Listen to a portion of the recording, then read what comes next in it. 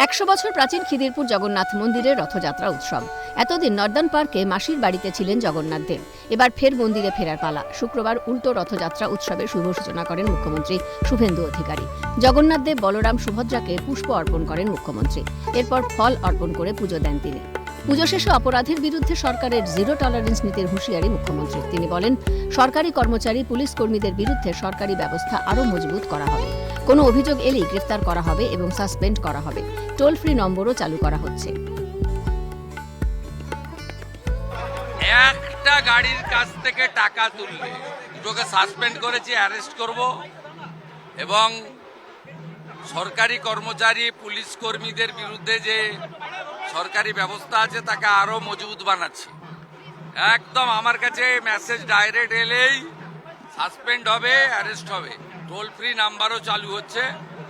সব সিন্ডিকেট, বালি, কয়লা, পাথর, সুপারি, যেখানে যা টোল ফ্রিতে জানাবেন। নবান্নতে কন্ট্রোল রুম, ধরবো, অ্যারেস্ট করব, সাসপেন্ড করব, বাড়ি পাঠাবো।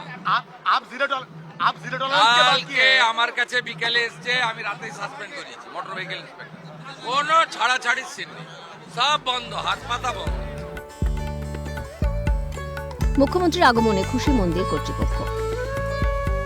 কর্তৃপক্ষ জানালো, মুখ্যমন্ত্রীকে তারা প্রথম দিনই চেয়েছিলেন রথযাত্রার দিন, কিন্তু একাধিক কাজ ছিল, সেই কারণে মুখ্যমন্ত্রী আসতে পারেননি। আজ উল্টো রথের দিন এই উল্টো রথ যাত্রা শুরু করলেন, উদ্বোধন করলেন মুখ্যমন্ত্রীর হাত ধরে। So our mandir in Khidirpur, it has been following not only Ratha Yatra, Khidirpur Jagannath Mandir, all rituals of Jagannath are celebrated following steps of Puri, but maybe not that scale, maybe little scale, but the rituals, we are in touch normally. When the Puri people come, they also see whether we are doing things okay or not. So this has been going on.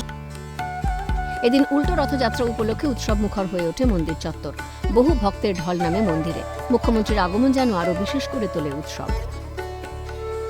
Camera Debanjan মণ্ডল, সুরজিৎ প্রামাণিকের সঙ্গে অভিরূপা হাজরা, সায়ন্তন ভট্টাচার্যের report, Calcutta news.